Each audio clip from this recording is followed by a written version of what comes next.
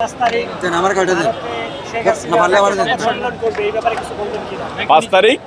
ভারতে শেখ হাসিনা সংবাদ সম্মেলন করবে করতে চেয়েছে, সেই ব্যাপারে কিছু বলার আছে?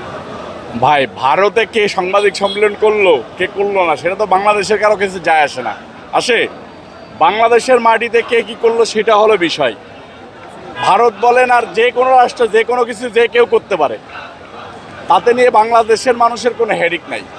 বাংলাদেশের জনগণ জাতীয়তাবাদী দল বিএনপিকে ভোট দিয়ে জয়যুক্ত করে সংসদে পাঠিয়েছে।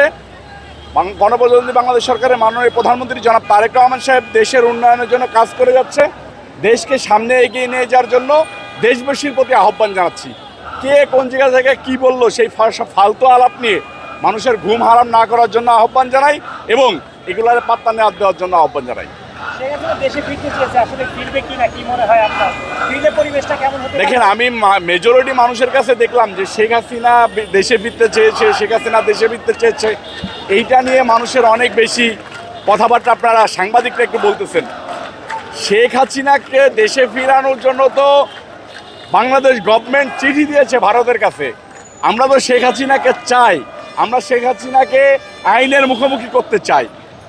তখন আইন সিদ্ধান্ত নেবে যে শেখ হাসিনা কি দোষী নাকি নিরপরাধ। যদি সে দোষী হয় শাস্তি ভোগ করবে, যদি নিরপরাধ হয় তাহলে সে খালাস পাবে সব কিছুতে। বাংলাদেশের জনগণ তাকে চাই, শেখ হাসিনাকে চাই। শেখ হাসিনার আশার অপেক্ষায় বাংলাদেশের জনগণ নাই। বাংলাদেশের জনগণ চাচ্ছে যে শেখ হাসিনা আসুক। এই জন্য বাংলাদেশ গভর্নমেন্ট চিঠি দিয়েছে সেখানে দেশে আনার জন্য। ধন্যবাদ।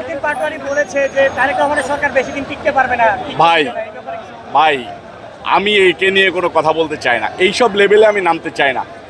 মনে করেন রাস্তার একটা জোকার কি বললো, ভিউ ব্যবসা নিয়ে ব্যস্ত থাকার জন্য গলাবাজি করতে পারে, সেই সব নিয়ে পলিটিশিয়ানদের কথা বলা উচিত না। কোনো নেশাখোরকে নিয়ে পলিটিশিয়ানদের কথা বলা উচিত না। সরি ভাই, আমি এই বিষয়ে কথা বলতে চাই না। অন্য কোনো প্রশ্ন আছে?